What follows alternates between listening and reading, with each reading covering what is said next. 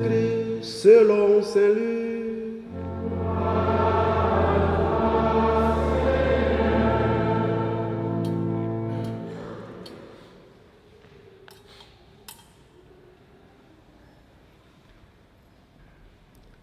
En ce temps-là, Jésus disait à ses disciples, un homme riche avait un gérant qui lui fit dénoncer comme dilapidant ses biens. Il le convoqua et lui dit, « Qu'est-ce que j'apprends à ton sujet?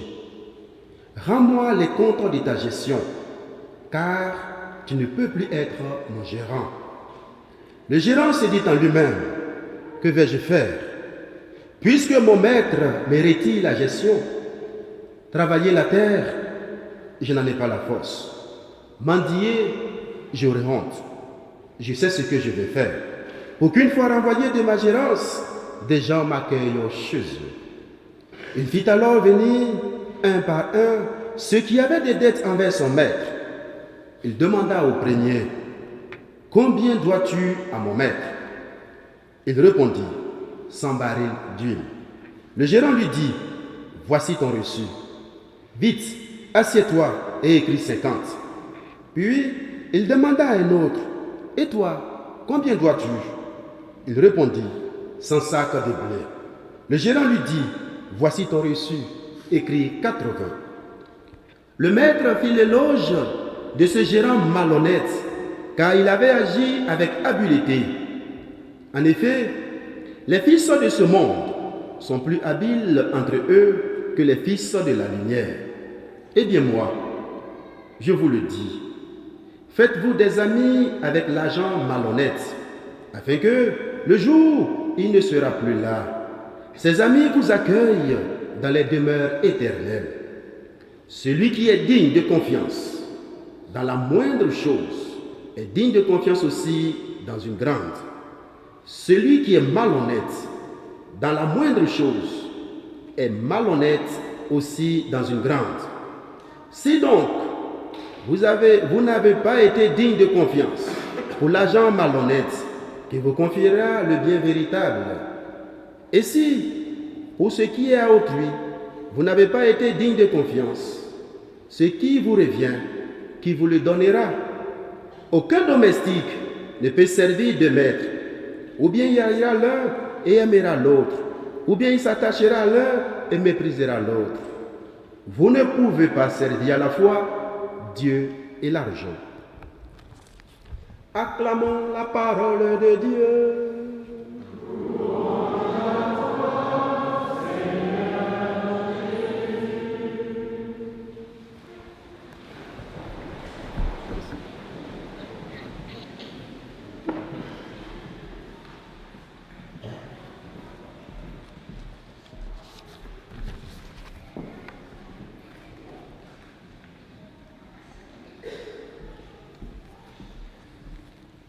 Voilà donc l'évangile de ce dimanche nous rappelle que la venue du royaume de Dieu ne s'inscrit pas forcément dans une passivité bienheureuse, mais il n'advient pas non plus par nos uniques forces. La venue du royaume est d'abord accueil, et notamment accueil de ses dons et talents en nous, que nous avons toujours à découvrir, à faire fructifier selon l'esprit ou la sagesse de l'Évangile. En les faisant fructifier selon la sagesse de l'Évangile, nous nous faisons déjà ici-bas des amis dans les demeures éternelles. Oui, nous sommes tous appelés à être les fils de lumière. Fils de lumière, c'est-à-dire des citoyens du royaume de Dieu, car personne n'est prédestiné à n'être que fils, enfant de cette terre, de ce monde. Et en tant que fils de lumière, nous avons donc à faire preuve de quelques dynamismes inventifs pour participer déjà au dynamisme de la vie trinitaire, donc de la vie de Dieu, au dynamisme de ce royaume qui est déjà présent parmi nous. Et ce dynamisme, cet élan ne saurait être vécu qu'avec un cœur simple, avec un cœur sage, pas un cœur double, pas avec un cœur partagé ou un cœur divisé. Jésus le rappelle très fortement dans cet évangile, personne ne peut servir deux maîtres. Un choix s'impose alors, maman ou Jésus.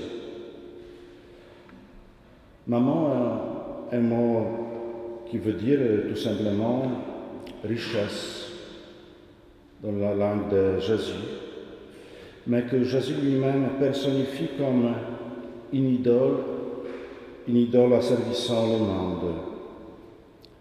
Jésus dont le nom signifie sauveur, Jésus le ressuscité nous appelle, et il nous appelle par seul amour à quitter nos tombeaux, à quitter nos autres servitudes, pour entrer déjà et activement dans la vie de Dieu, dans la vie éternelle.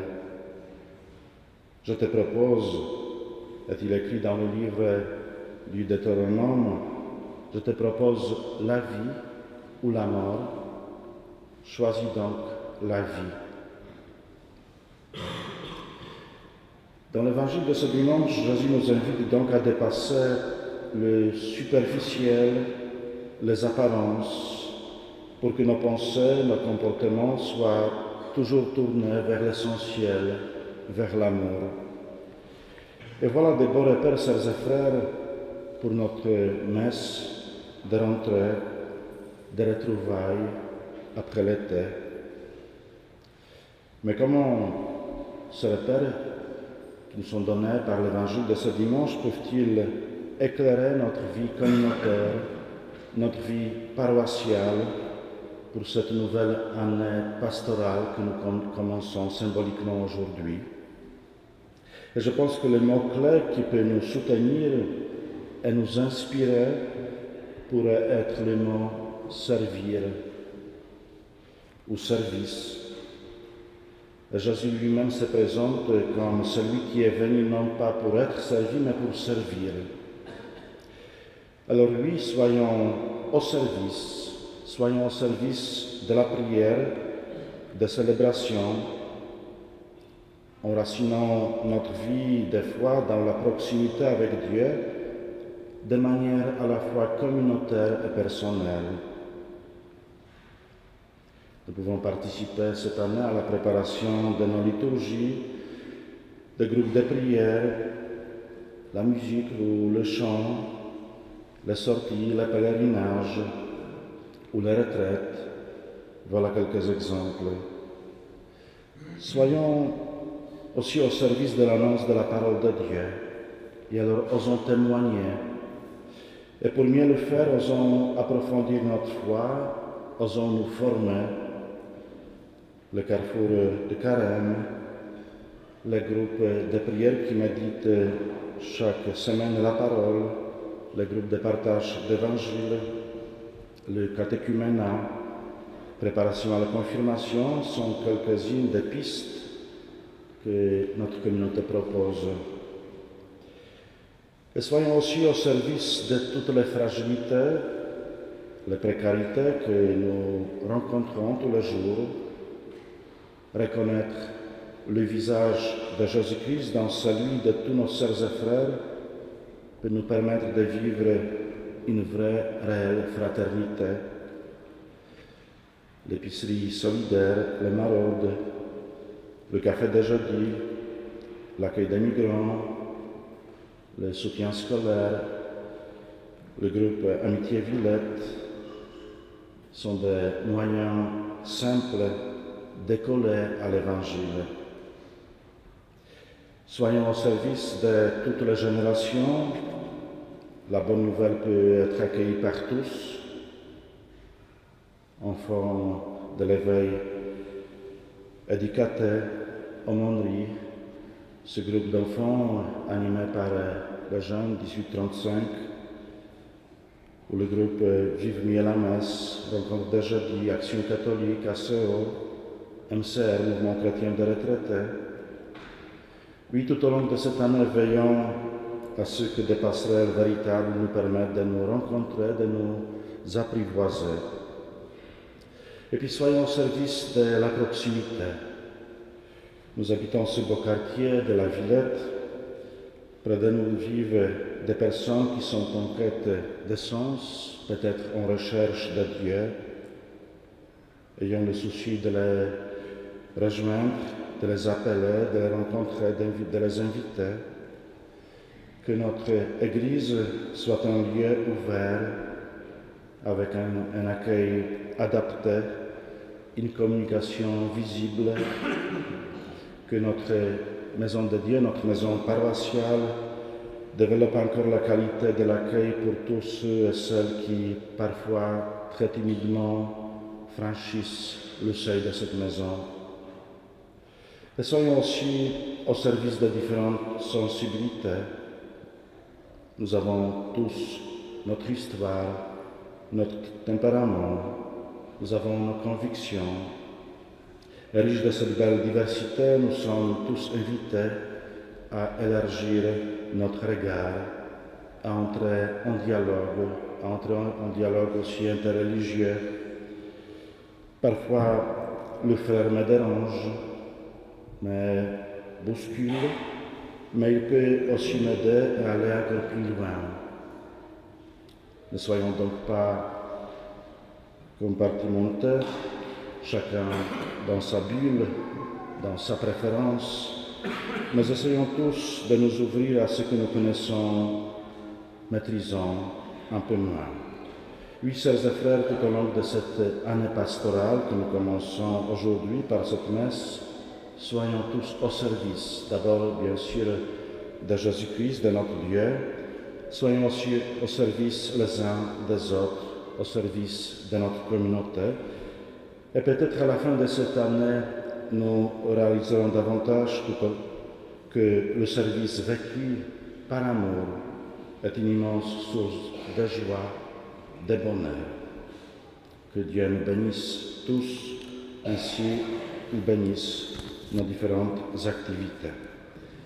Et je vous propose donc, pour bien commencer cette année pastorale, en restant assis, de lire ensemble cette prière que nous avons sur la première page de nos feuillets. Ensemble. Mon Dieu, je t'offre cette année qui commence, c'est une parcelle de ce temps si précieux que tu m'as donné pour te servir. Je la mets sous le signe de la fidélité, fais qu'elle soit une ombre essentielle, et que chaque je me trouve plus riche de foi et d'amour. Mon Dieu, je t'offre tout ce que j'aime. Ne permets pas que je leur fasse défaut, mais plutôt que je sois pour eux le canal invisible de ta grâce et que ma prière manifeste ton amour. Mon Dieu, je t'offre aussi l'immense douleur de ce monde que tu as créé et racheté, les souffrances des enfants innocents, le long ennui des exilés, l'angoisse des chefs, et ce poids qui pèse si lourdement sur tous. Mon Dieu, qui ne pincelle de ta charité, éclate mon ténèbres, et que l'ordre de la paix se lève en cette année. Je te le demande en union avec tes saints, avec ton Église, avec ton Fils Jésus-Christ, Prince de la paix.